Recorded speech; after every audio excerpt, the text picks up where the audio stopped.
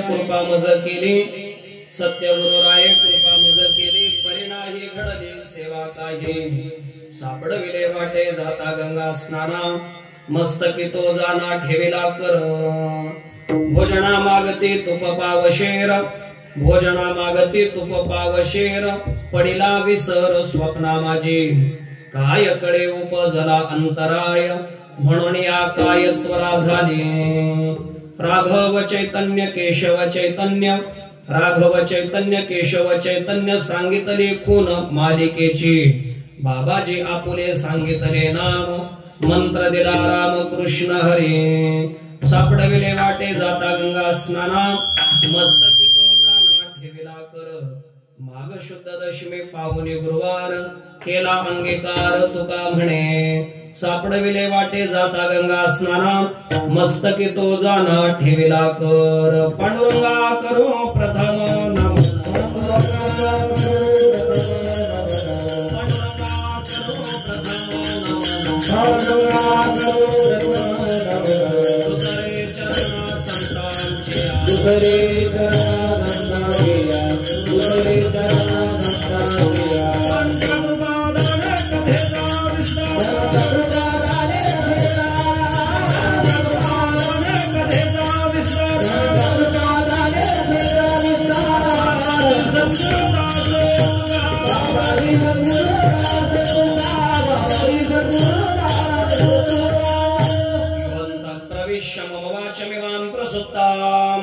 संजीवयत्यखिल शक्तिधर स्वधाम्ना अन्यांश्य हस्तचरण श्रवणत्वगादिं प्राणान् नमो भगवते पुरुषाय तुभ्यं सेवे लागे सेवक झालो तुमच्या लागलो निज चरणा अहो स्वामी तुकया देवा यावरी न करावा अभिरू सत्य गुरुराय कृपा मज केली सत्य गुरुराय कृपा मज केली परिणाही घडली सेवा काही सापडविले वाटे जाता गंगा स्नाना मस्तकी तो जाना ठेविला कर प्रस्तुत प्राप्त प्रसंगी कीर्तन रूपी सेवे करता निवडलेला अभंग जगद्गुरु तुकोबा राय यांचा 8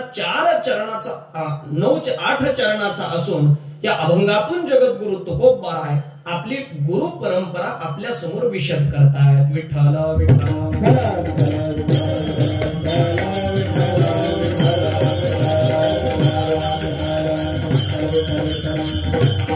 काही चिंतन करण्यापूर्वी थोडासा परिहार द्यायचा तो असा की आपल्या या भागनेवाडी गावामध्ये चालू असणारा अखंड हरिनाम सप्ताह शिवदेव कामधेनू माता पंढरीश पांडुरंग परमात्मा रुक्मिणी माता यांच्या या पवित्र दरबारामध्ये चालू असणारा आपला उत्सव मागे हा उत्सव 1.5 दिवसाचा म्हणजे एकादशी आणि द्वादशीचा काला अशा पद्धतीने हा उत्सव होत होता हे आता 7 दिवसाचा उत्सव चालू झाला त्या उत्सवाला 31वे वर्ष आता चालू आहे म्हणजे मागेही उत्सव होता पण 7 दिवसाची परंपरा 30 वर्षापासून चालू आहे हे 31वे वर्ष आहे आणि या 31व्या वर्षामध्ये आपण आजची ही दशमीची सेवा ही करण्याकरता आपण प्रवृत्त झालेलो आहोत पाहायला गेलं तर ज्यांनी आपल्याला आपल्या गावाला वारकरी संप्रदायाचे संस्कार वारकरी भजन ज्यांनी आपल्याला शिकवलं असे परमश्रद्धेय गुरुवर्य घाटे गुरुजी यांच्या मार्गदर्शनानं कृपाशीर्वादानं आपला हा चालू असलेला उत्सव जरी तुम्ही माझं पत्रिकेत नाव टाकत असला तरी सुद्धा कानामागून आली आणि तिखट झाली अशी माझी अवस्था आहे म्हणजे मी नंतर आलेला आहे तुमचा परमार्थ जुना आहे गुरुजींनी तुम्हाला हे परमार्थाचं बीजारोपण करून द्यावं आणि तुम्ही हा उत्सव आवडीनं आनंदानं चालवावा अशी आपल्या उत्सवाची परंपरा आहे आणि म्हणून आज दशमीच्या सेवेकरता मी प्रवृत्त झालो आणि या सेवेला प्रवृत्त होत असताना जगद्गुरु तुकोबा यांचाच आपली गुरु परंपरा विशद करणारा तोच अभंगात सेवेकरता घेतलेला आहे कारण आजचा दिन विशेष अति महत्वाचा आहे का बरं कारण आज जगद्गुरु तुकोबा यांना जो अनुग्रह गुरूंचा प्राप्त झाला त्या अनुग्रहाचा दिन आहे म्हणजेच माघ शुद्ध दशमी ही तिथी आज आहे आणि म्हणून आज हाच अभंग घेतला पाहिजे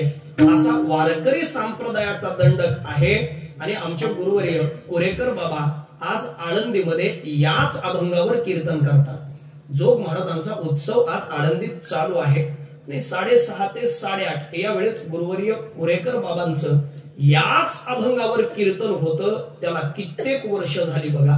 याच अभंगावर बाबा कीर्तन करतात. ज्यांना वारकरी संप्रदायाचे संस्कार आहेत असे कीर्तनकार आजच्या दिवशी हाच अभंग घेतात. आता ज्यांचं या अभंगाचं चिंतन नाही मग ते कोणता बी घेतात. चला तर प्रामुख्याने दिन विशेष जो आहे त्यानुसार अभंगाची निवड झाली पाहिजे आणि म्हणून आज आपण या अभंगावर प्रवृत्त झालो. त्याचं कारणच आहे आज माघ शुद्ध दशमी आहे. कारण आज या दिन विशेषाला महत्व आहे.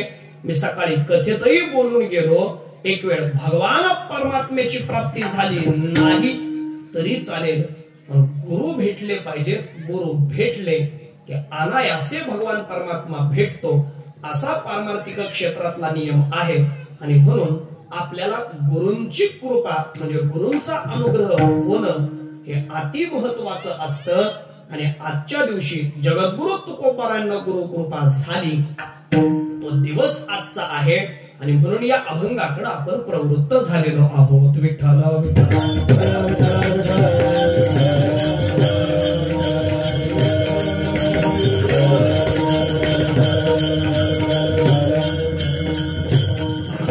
जीवन जगत असताना पारमार्थिक जीवनातले काही टप्पे सांगितलेले आहेत.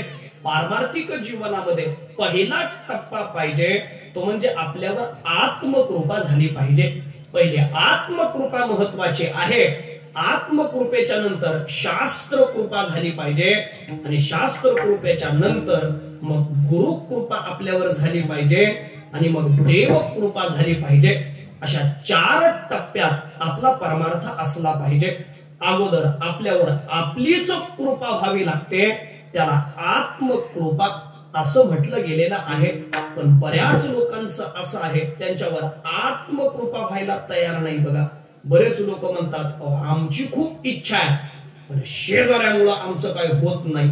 हे फक्त म्हणायचं आहे असं कधीच होत नाही बघा. शेजाऱ्यामुळे माझा परमार्थ घडत नाही असं चुकूनही म्हणू नये. का म्हणू नये? कारण शास्त्र सांगतंय परमार्थ हा दुसऱ्यावर अवलंबून नसतो तो स्वतःवर अवलंबून असतो. उगीच म्हणायचं नाही हा माणूस चांगला होता पण याच्या संगतीत गेला आणि बिघडला. तो पहिलाच बिघडलेला होता फक्त ते प्रकट व्हायचं राहिलं होतं एवढंच आहे बघा. म्हणजे अगोदर आत्मकृपा असावी लागते. ज्याच्यावर आत्मकृपा आहे तो मनुष्य कुठेही राहू द्या काही परिणाम त्याच्यावर होत नाही. अगदीच जर आपण साहित्याचं चिंतन केलं तर वि. स. खांडेकर नावाचे एक लेखक होऊन गेले. ते लिहायला बसले की शेजाऱ्याला ते बघवत नसायचं. शेजारी काय करायचा? वि. स. खांडेकर सकाळी सकाळी उठून स्नान वगैरे आवरून ब्रह्म मुहूर्तावर लिखाणाला बसले. मला काहीतरी नवीन सुचावं आणि मला लिखाण करता यावं म्हणून लिखाणा करता बसले की त्यांचा शेजारी घरातले डबे वाजवायला सुरुवात करायचा. का? कारण यांना नवीन काही सुचू नये, यांना काही नवीन लिखाण करता येऊ नये याच्याकरता तो डबे वाजवायचा. झालं काय हो? वि. स. खांडेकरांना त्याचा विक्षेप व्हायचा. जसा आम्हाला बऱ्याच गोष्टीचा होतो. कीर्तनात कोणी बोललं तरी विक्षेप होतो. दुसरीकडचा साऊंड ऐकू आला तरी विक्षेप होतो. आमचा माईक नीट नाही लागला तरी विक्षेप होतो. विक्षेप होण्याचे अनेक कारण आहेत बघा. मग झालं काय? तो वि. स. खांडेकर लिहायला बसले की तो डबे वाजवायचा. शेवटी काय? वि. स. खांडेकरांनी स्वतःचीच वृत्ती बदलली. ते सकाळी सकाळी लिहायला बसले की ते आपल्या मनातच असा संकल्प करायचे, अरे वा मी लिहायला बसलोय आणि मी मोठा लेखक होतोय याचा आनंद माझ्या शेजाऱ्याला आहे म्हणून तो आनंदाने डबे वाजवतोय. अशी भावना त्यांनी महिनाभर केली आणि नंतर झालं काय? नंतरच्या चरित्रात वर्णन असं आहे शेजाऱ्यानं डबा वाजवल्याशिवाय यांना नवीन सुचत नव्हतं बघा. अशी अवस्था परत झाली. म्हणजे आपली आत्मस्थिती काय आहे याच्यावर सगळं असतं. म्हणून तर जगद्गुरु तुकोबाराय म्हणतायत आपलीच कृपा अगोदर आपल्यावर झाली पाहिजे. परमार्थातला हा पहिला टप्पा आहे. कारण आपलं हित दुसरं कोणी करत नाही आणि आपला घातही दुसरं कोणी करत नाही. जगद्गुरु तुकोबाराय म्हणतायत आपापण्या घात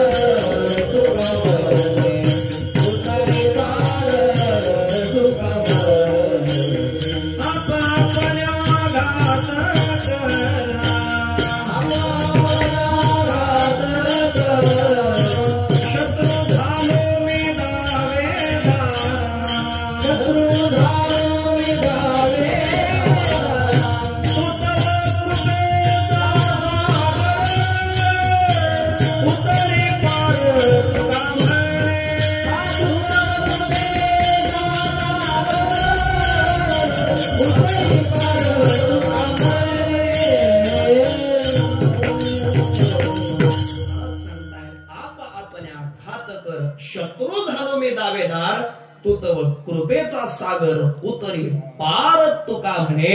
जगद्गुरु तुकोबाराय म्हणतायत आपलं हित दुसरं कोणीतरी करत नाही किंवा आपलं अनहित दुसरं कोणी करत नाही. ते आपल्यावरच अवलंबून आहे. कसं अवलंबून आहे? भागनेवाडीत सप्ताह चालू आहे, आपण कीर्तनाला गेलं पाहिजे. हे शेजाऱ्यानं सांगावं लागतं का आपल्या मनानं ठरवावं लागतं? तुमचं म्हणणं काय आहे? शेजाऱ्यानं सांगावं असं जर म्हणत असाल तर मला वाटतं सगळ्यांना कळलंय की तो सप्ताह आहे.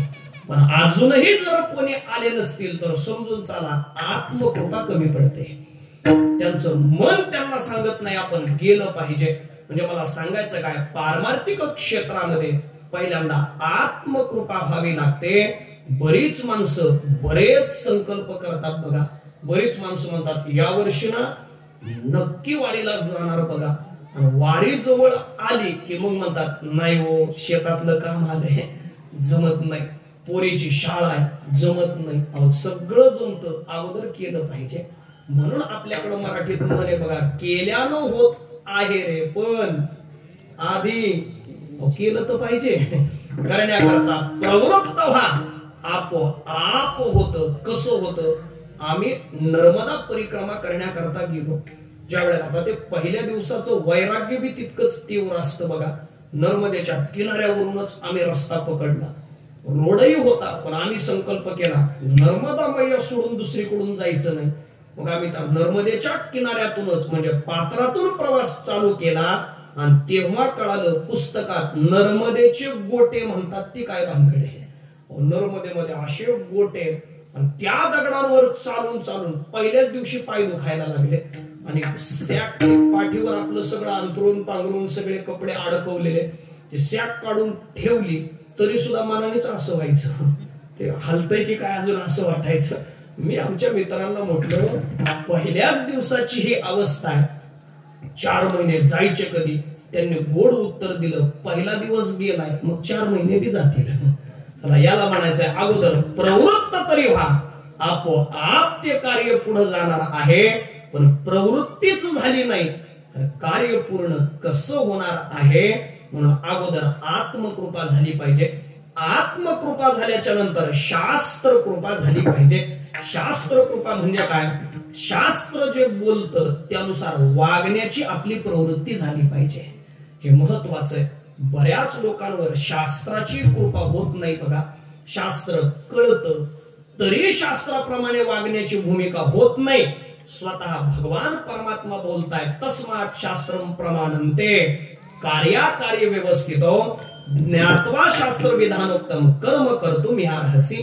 16व्या अध्यायाच्या शेवटाला जेव्हा देवानं अर्जुनाला सांगितलं शास्त्र प्रमाण मान आणि त्यानुसार वाग, अर्जुन म्हणायला लागला देवा शास्त्र कळतं पण त्यानुसार वागण्याची भूमिका आमची अवस्था तयार होत नाही.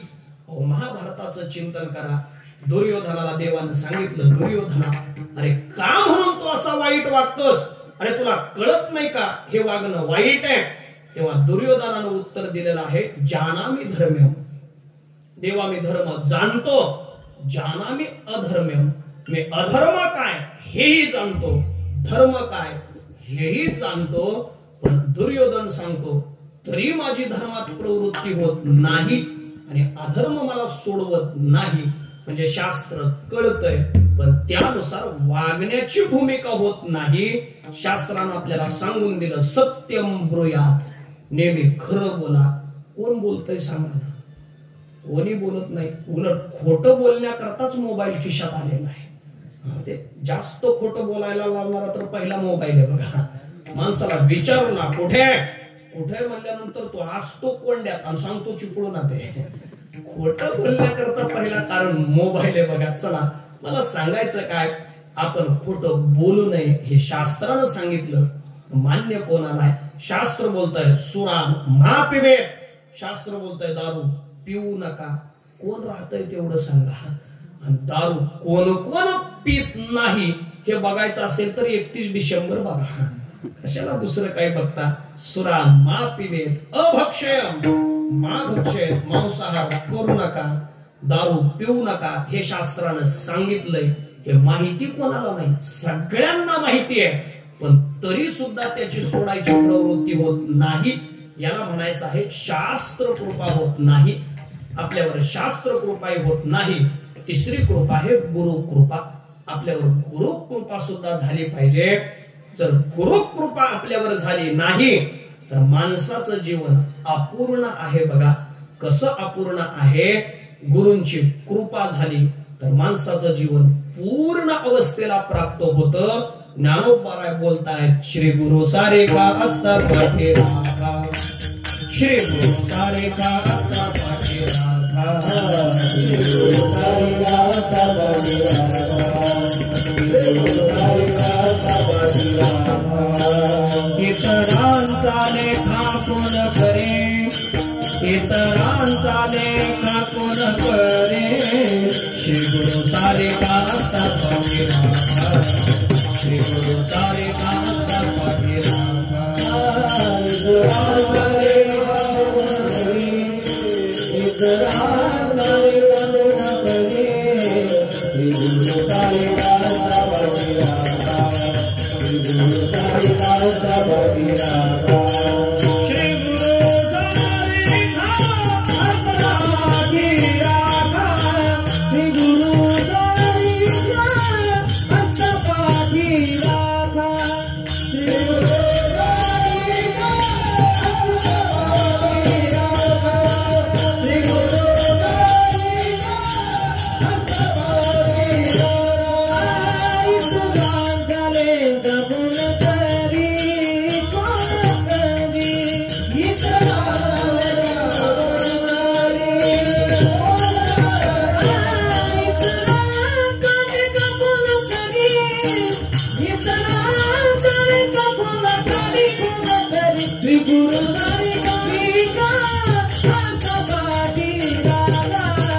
गुरु सारे का असता पाठे राखा.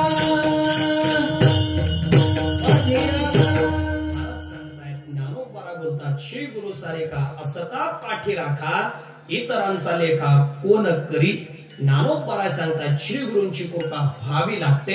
एक वेळ देवाची कृपा झाली नाही तरी चालेल पण गुरूंची कृपा झाली पाहिजे. तुम्ही म्हणाल असं कसं बोलता महाराज?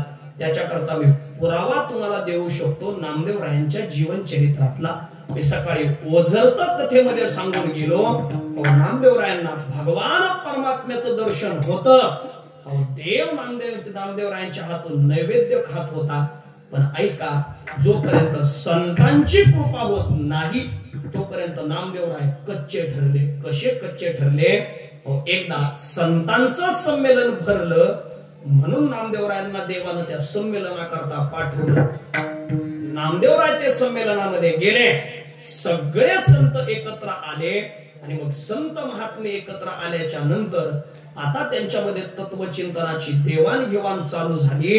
आणि मग त्या देवाणघेवाणीमध्ये सर्व चिंतन चालू असताना अगदी वयानं छोट्याशा असणाऱ्या मुक्ताई, त्या मुक्ताईच्या मनात इच्छा निर्माण झाली की आपण सगळे एकत्र आलो, पण अजून आपल्यामध्ये पक्क संत कोण झालंय आणि अजून कच्च कोण आहे याचं परीक्षण केलं पाहिजे. आणि म्हणून तिथे सर्वानुमते ठरलं परीक्षा घ्यायची, पण सामान्य कोणाची नाही, संतांची परीक्षा घ्यायची आहे. कोणी घ्यावी? सर्वानुमते ठरलं. तेर ढोकीचे गोरोबा काका त्यांनी परीक्षा घ्यावी असं ठरलं. आता गोरोबा काका म्हणजे कुंभार समाजात जन्माला आलेले. आता त्यांच्याकडं मडक पक्क झालं की कच्च झालं हे पाहण्याकरता ते थोपट नाचते बघा.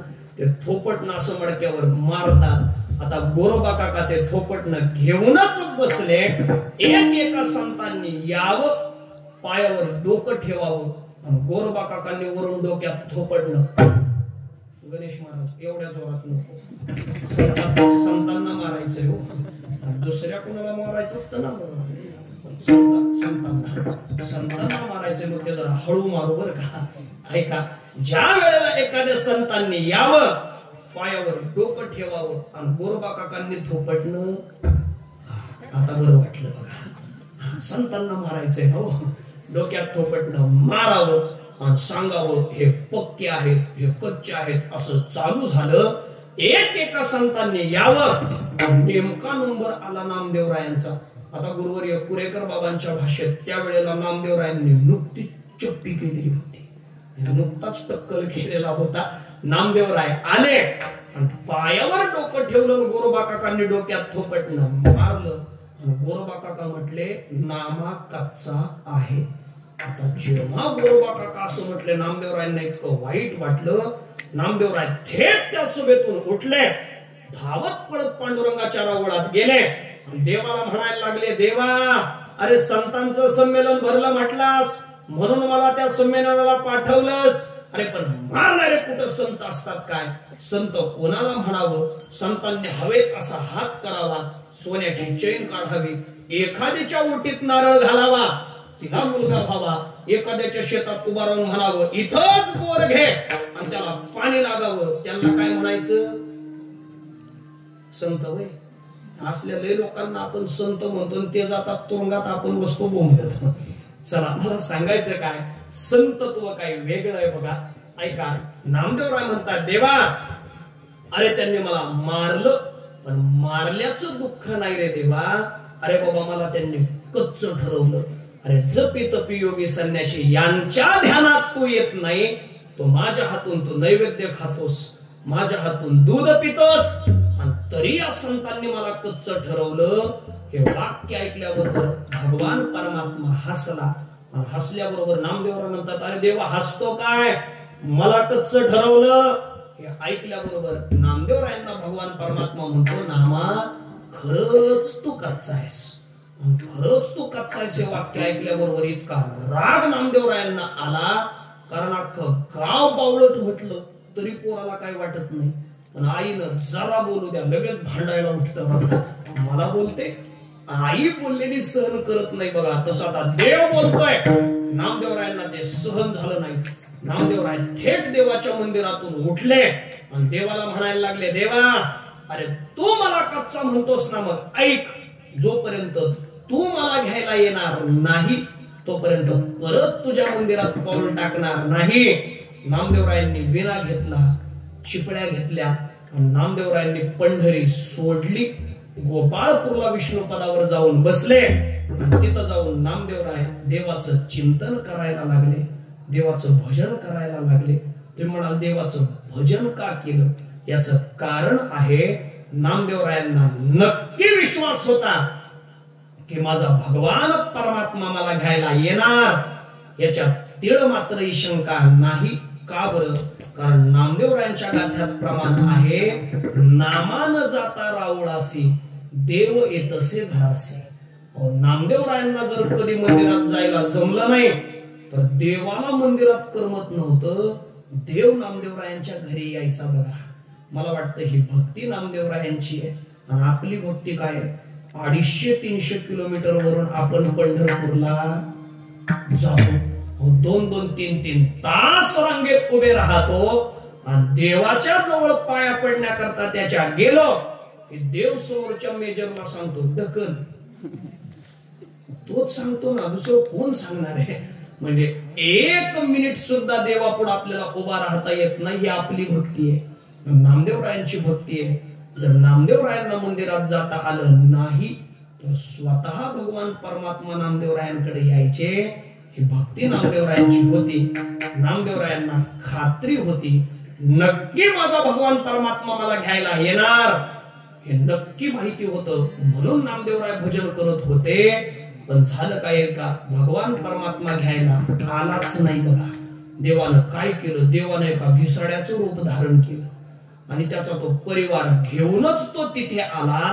आता त्याचा परिवार म्हणजे काय हो महाराज, 1 2 गाढव, त्याच्यावरच सगळं साहित्य लादलेलं, 4-5 कुत्रे मागे फिरणारे आणि गाव तो फिरणारा. आता तो तिथे आला, पण कुठं, जिथं नामदेवराय भजन करत होते नामदेवरायांपासून जरा अंतरावर त्यानं आपला तंबू ठोकला.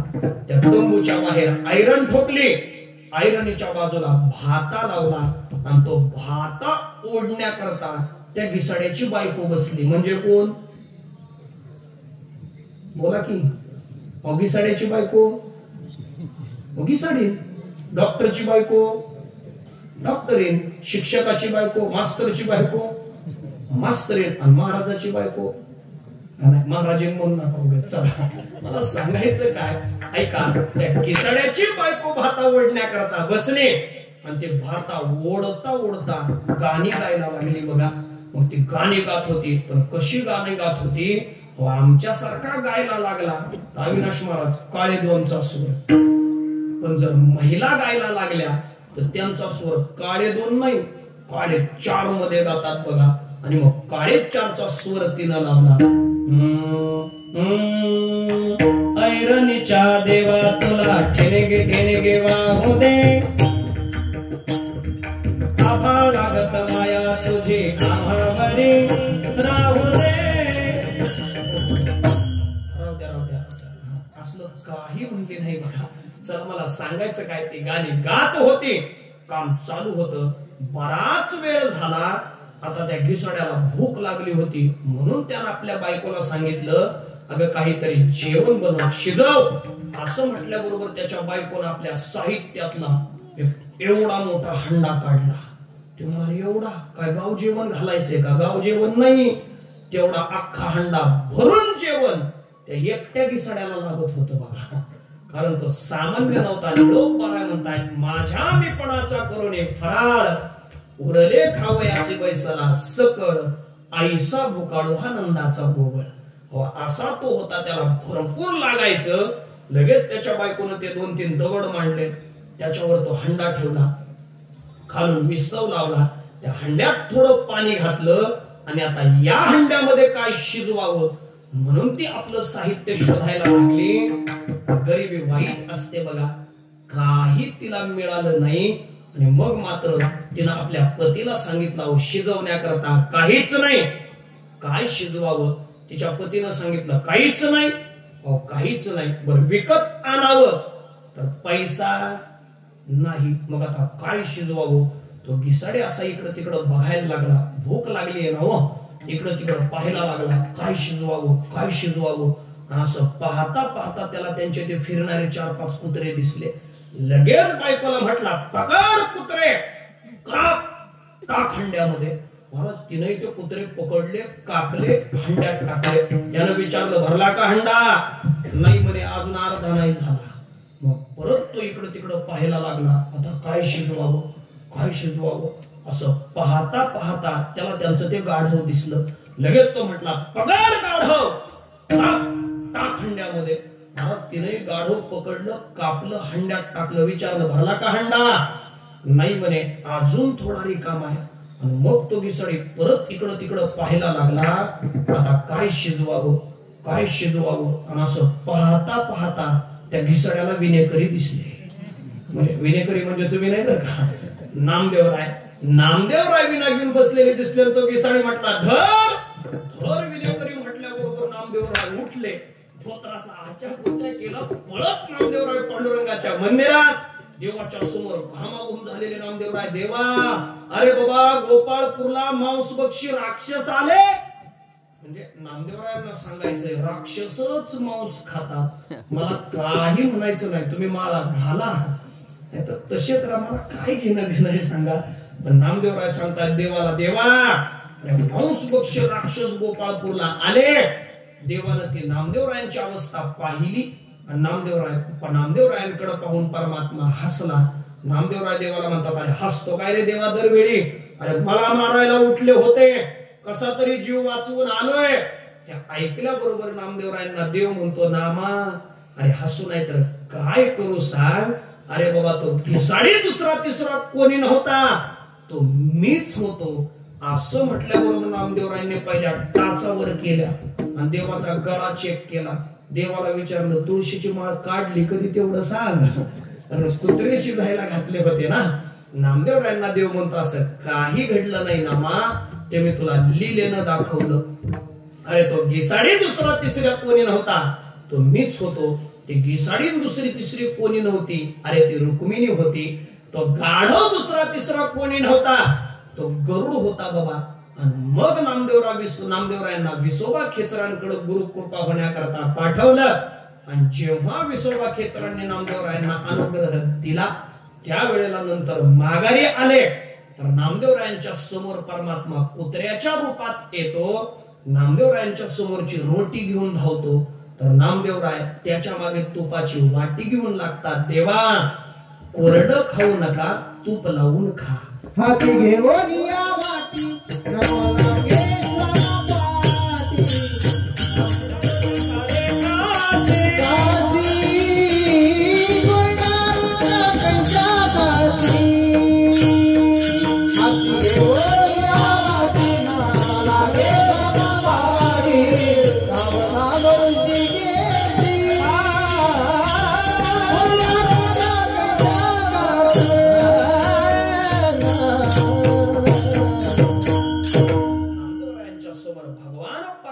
कुत्र्याच्या रूपात येतो. तेव्हा मात्र परमात्म्याला ओळखलं. आता बारकाईनं पहा, अगोदर घिसाड्याच्या रूपात आला पण ओळखू शकले नाहीत का, गुरुकृपा नव्हती म्हणून. आणि जेव्हा गुरुकृपा झाली तेव्हा कुत्र्याच्या रूपात आलेला परमात्मा तोही ओळखण्याची नजर प्राप्त झाली. याला म्हणायचं गुरुकृपा. ते गुरुकृपा जीवनात आवश्यक आहे. गुरूंची कृपा झाल्याच्या शिवाय भगवान परमात्म्याचा परिचय आपल्याला होतच नाही बघा. म्हणून गुरुकृपा आपल्यावर झाली पाहिजे. कशी झाली पाहिजे तर त्याची अनेक उदाहरण आपल्याला पाहता येतील. म्हणून गुरुकृपा जीवनात आवश्यक आहे. जगद्गुरु तुकोबारा म्हणतायत, आमच्याही जीवनामध्ये आम्हाला गुरूंची भेट झाली. पण जगद्गुरु तुकोबारा म्हणतायत आम्हाला ती भेट कशी झाली तर जगद्गुरु तुकोबारा म्हणतायत आम्हाला स्वप्नात गुरूंचा उपदेश झाला. अभंगाच्या पहिल्या चरणात सत्यगुरु राये कृपा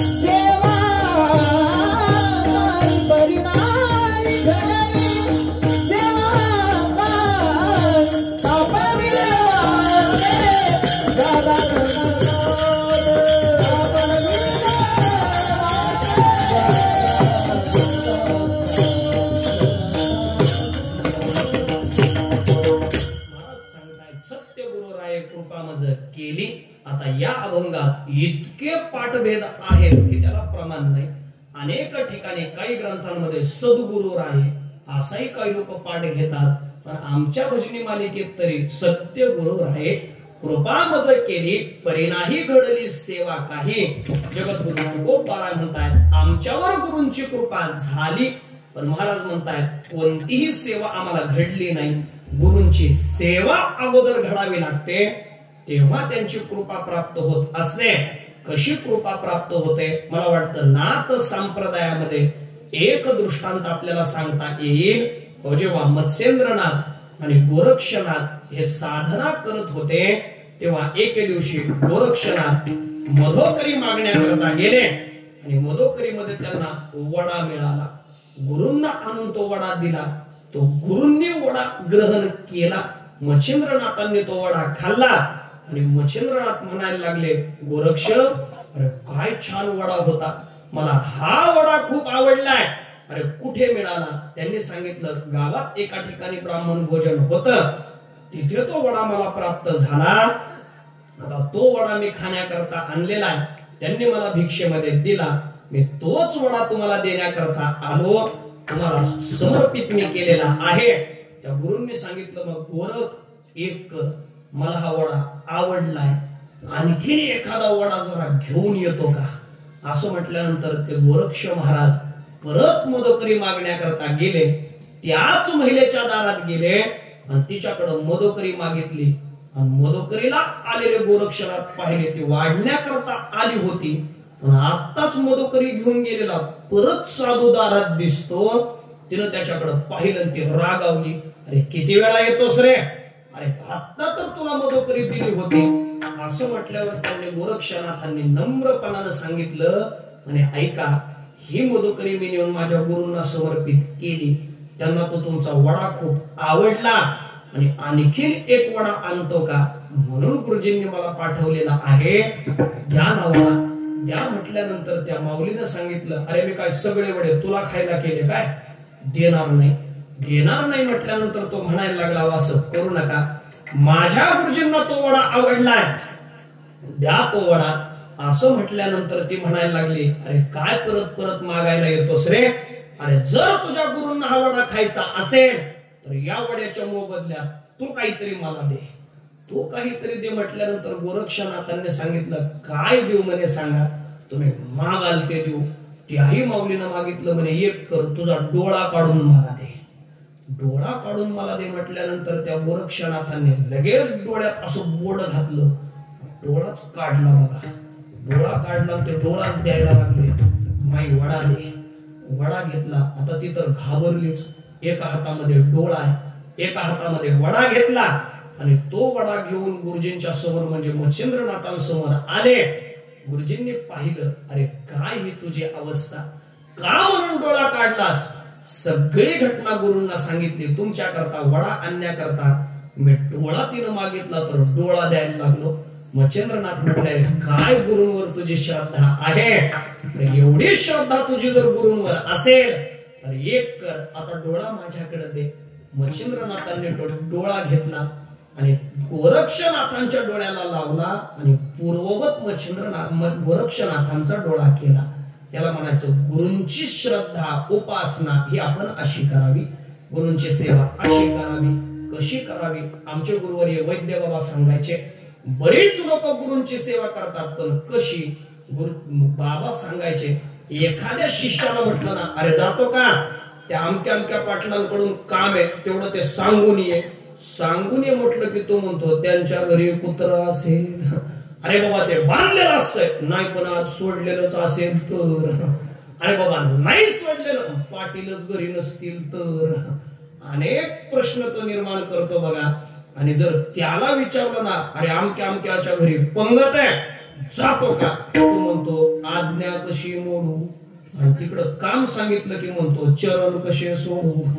तुमच्या चरणाची सेवा करतोय, चरण कसे सोडू, म्हणजे काम सांगितलं की चरण कसे सोडू, खायला सांगितलं की आज्ञा कशी मोडू. अशी गुरुभक्ती असेल तर काय त्याला उपयोग आहे? जगद्गुरु तुकोबाराय म्हणतात, आम्हाला संतांची भेट झाली, पण कशी झाली आहे जगद्गुरु तुकोबाराय म्हणतायत सत्य गुरुराय कृपा मज केली पण झालं काय परी नाही घडली सेवा काही आम्हाला कोणतीही गुरूंची सेवा घडली नाही जगद्गुरु तुकोबाराय म्हणतायत तुका म्हणे माझा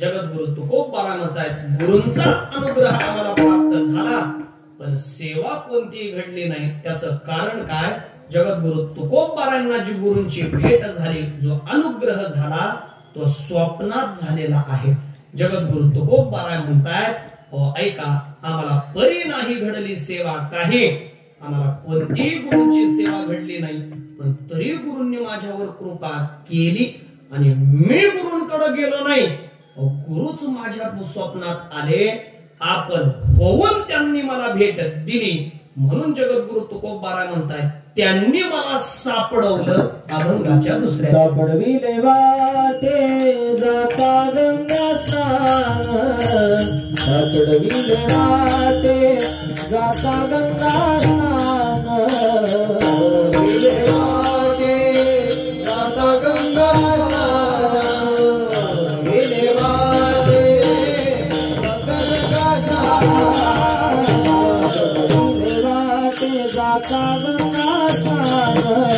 सापडविले वाटे जाता गंगा स्नान सापडविले वाटे जाता गंगा स्नान सापडविले वाटे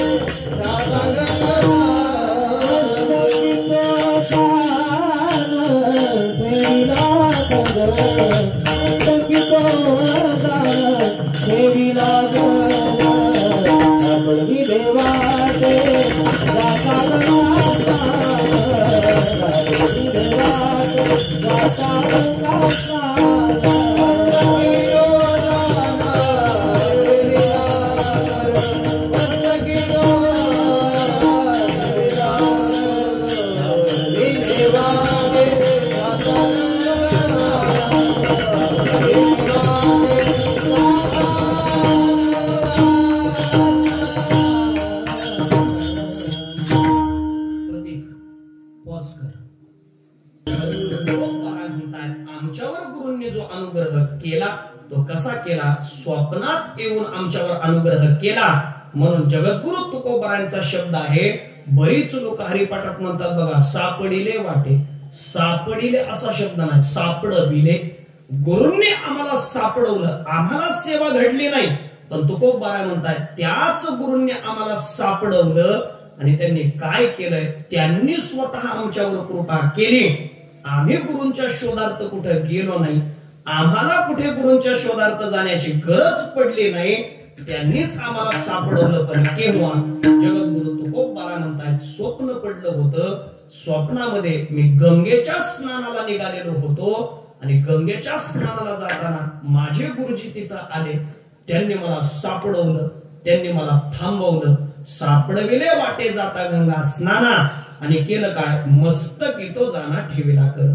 त्यांनी माझ्या हातावर, डोक्यावर हात ठेवला आणि डोक्यावर हात ठेवून गुरूंनी हस्तकृपा केली. आता याच्या करता शास्त्रामध्ये गुरूंच्या कृपेचे अनेक प्रकार आहेत. कधी कधी श्री गुरूंची हस्तकृपा होत असते, कधी कधी गुरूंची नेत्र कृपा होत असते.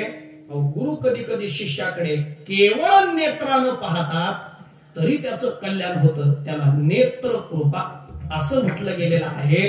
कधी कधी हस्तकृपा होते. म्हणजे काय?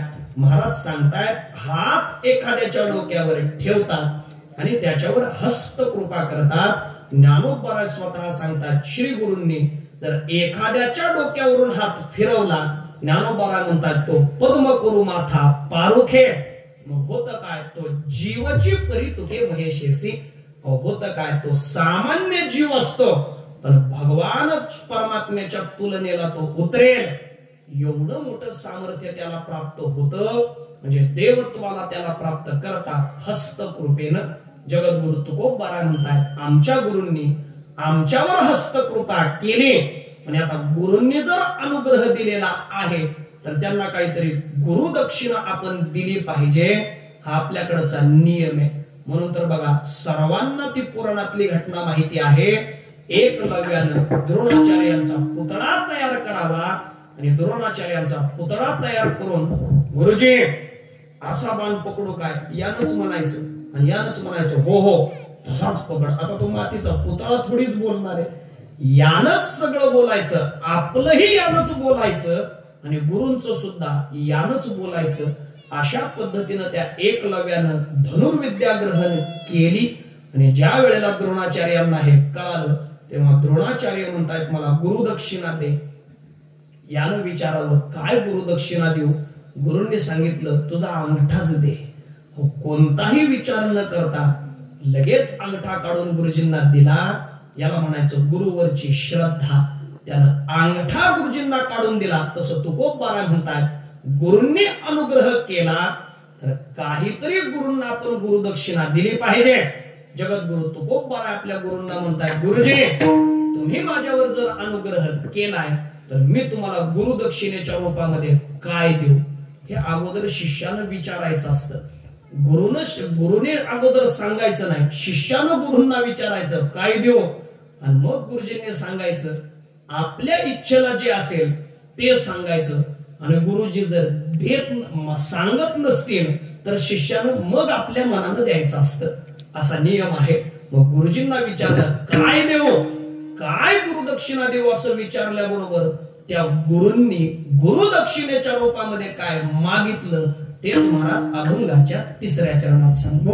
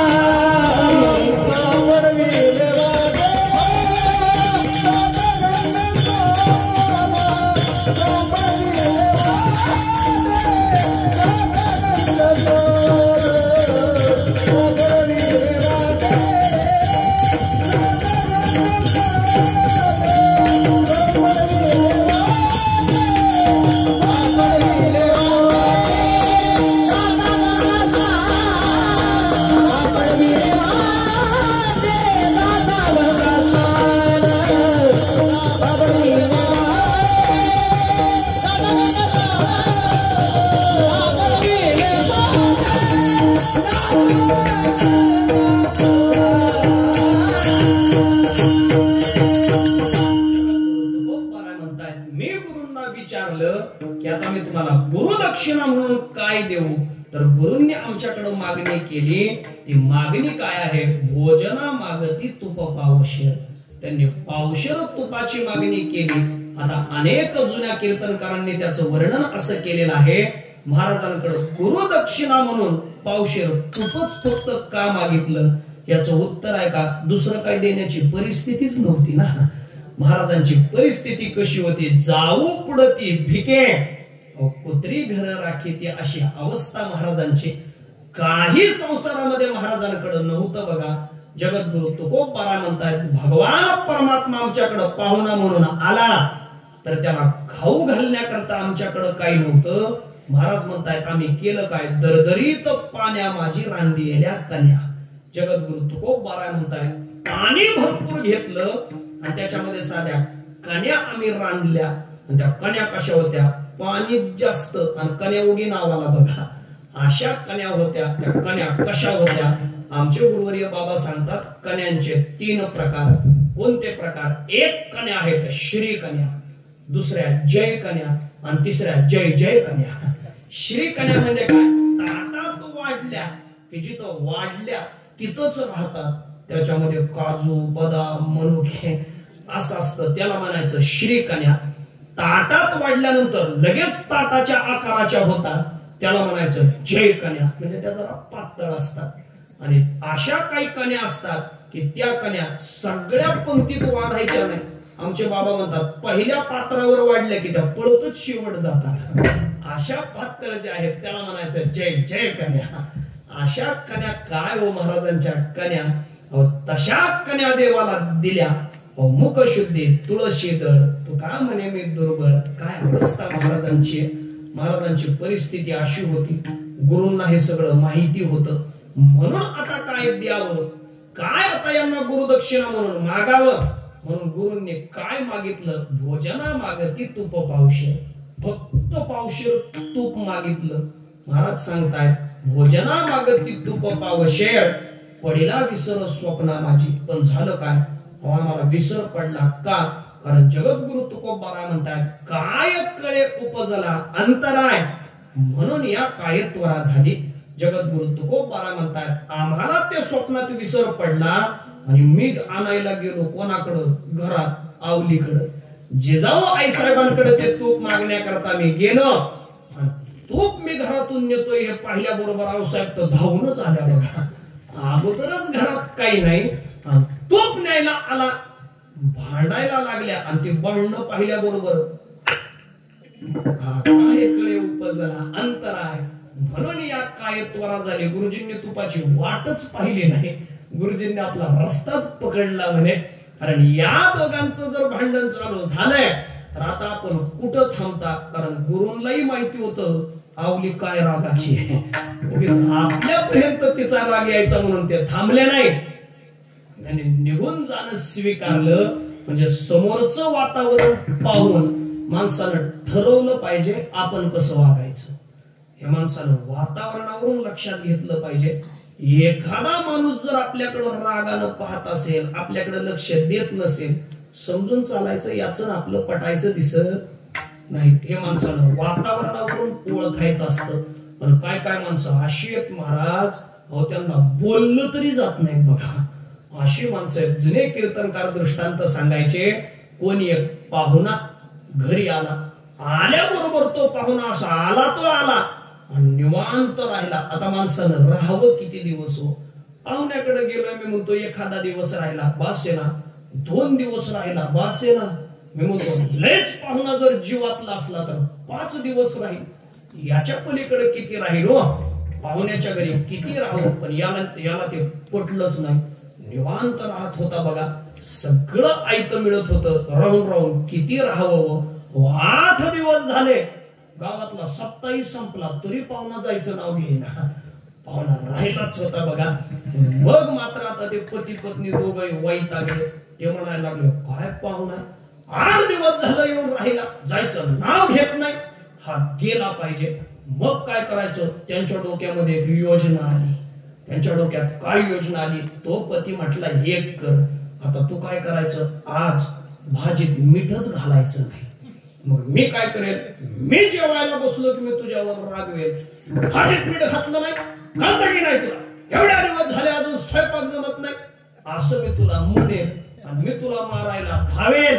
मी तुला मारायला धावलो की जो समोर दिवा मांडलेला आहे तो दिवा तो विझवायचा आणि लपून बसायचं. मी काय करेल, मी काठी घेईन आणि उगी घरातल्या त्या गादीवर मी काठ्या मारेल. तू पण रडल्यासारखं करायचं. पाहुण्याला वाटेल अरे यांची भांडणं चालू झाली, पाहुणा निघून जाईल. ठरलं महाराज. संध्याकाळी बरोबर यांनी तसंच केलं. बायकोने भाजीत मीठ घातलं नाही. यानं लगेच बायकोकडं भाजीत मीठ का घातलं नाहीस, ती म्हणली राहिला असेल, राहिला असेल. भागारी उत्तर देते, काठी घेतली, म्हटलं हेच शिकवलं का तुला. धावत पळत तिला मारण्याकरता तो उठणार. बायकोने दिवा घालवला आणि ती लपून बसली. हा गादीवर मला शिकवलं का, अशी भाजी करतात का, असा गादीवर काठ्या मारायचा. ही सुद्धा इकडं नको अशी ओरडायची महाराज. ही सुद्धा की जो खराच हा मारतोय. पाहुण्यानं बी बघितलं, म्हटलं कडे यांचीच भांडणं चालू झाली, आता आपण थांबण्यात मजा नाही. मग पाहुणाही ताटावरून उठला आणि घराच्या बाहेर गेला. बायकोनं त्याला खुणवलं, गेला पाहुणा. मग दिवा दोघांनी लावला, दोघं जेवायला बसले. तो जेवता जेवता नवरा म्हणला कसं काय, मी पण तुला नुसतं मारल्यासारखं केलं. ते म्हणले हा नुसतं मारल्यासारखं करून काय, मी पण कसं रडल्यासारखं केलं. तेवढ्यात पाहुण्यानं दरवाज्यातून डोकावलं. ते म्हणला मी पण कसं गेल्यासारखं केलं. असं काय कामाचं हो. जगद्गुरु तुकोबाराय म्हणतायत आमच्या पती पत्नीचा वाद त्या तुपासाठी लागलाय. हे गुरूंनी पाहिल्याबरोबर त्वरा केली बघा. ते त्वरेला निघून गेले. काय कळे उपजला अंतराय, म्हणून या काय त्वरा झाली. साधं तूपही मी गुरूंना देऊ शकलो नाही. का हो महाराज, नेमका तुम्हाला जो साक्षात्कार, जो अनुग्रह गुरूंनी केला, त्या गुरूंची परंपरा नेमकी कशी आहे. जगद्गुरु तुकोबाराय ते परंपरा विशद करतायत अभंगाच्या 5व्या चरणात. राघव चैतन्य केशव चैतन्य, राघव चैतन्य केशव, राघव चैतन्य केशव चैतन्य, राघव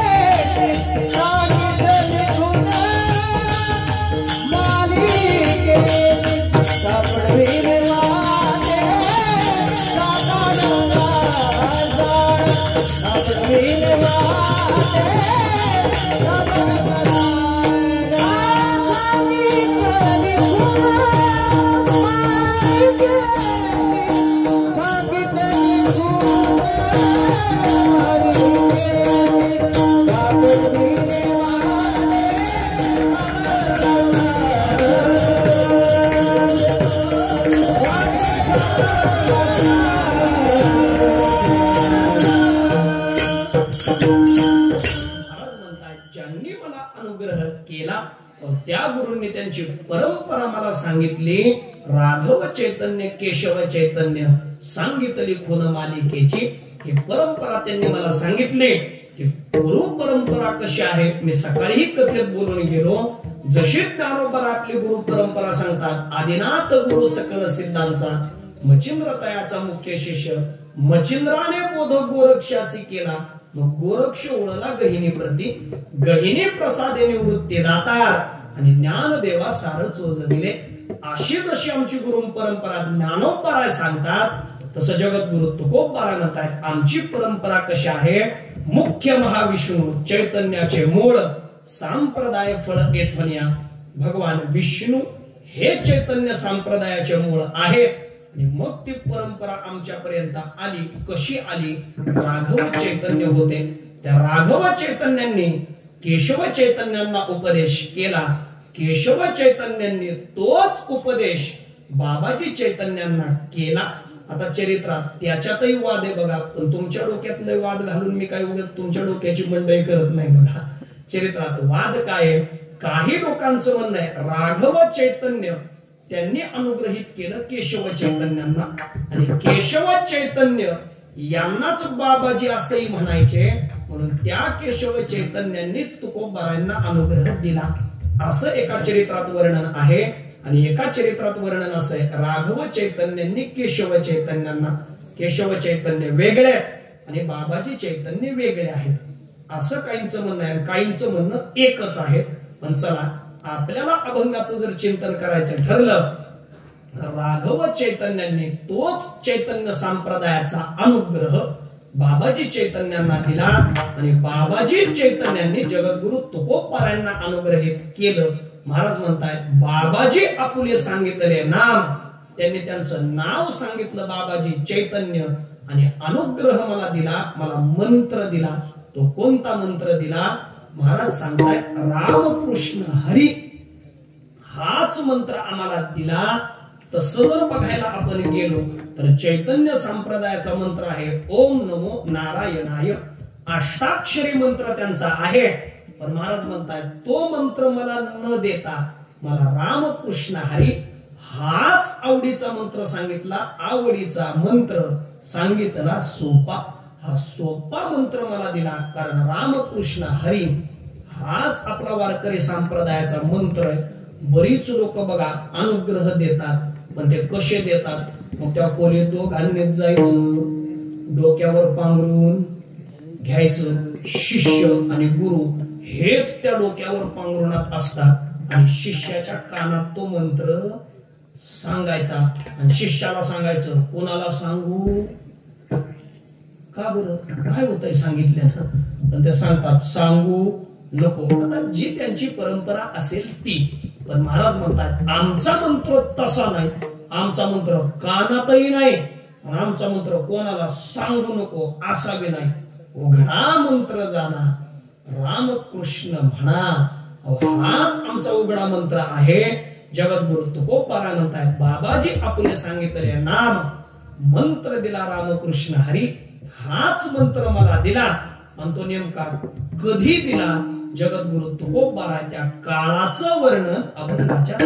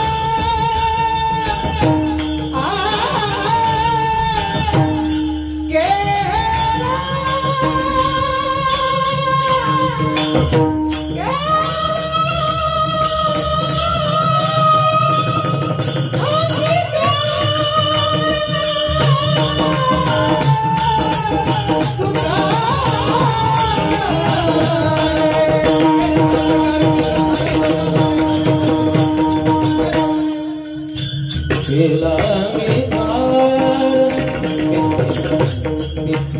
बेस कमी करा प्रबल वाजवा केला अंगीकार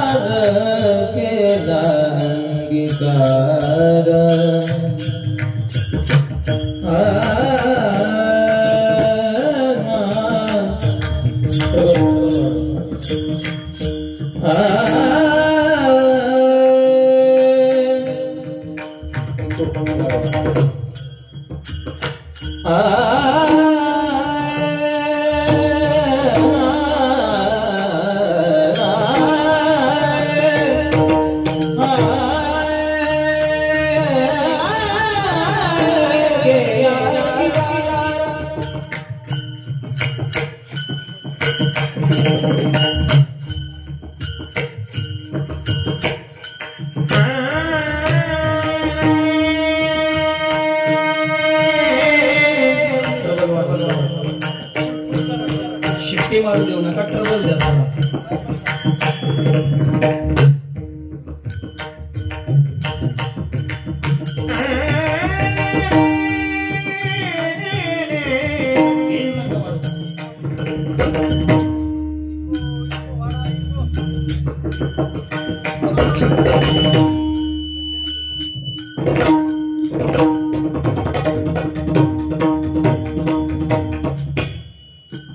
बाकीच्या तर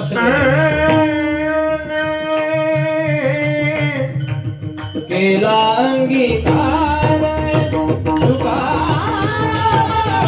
साबण भिले वाटे काका गंगा साबण भिले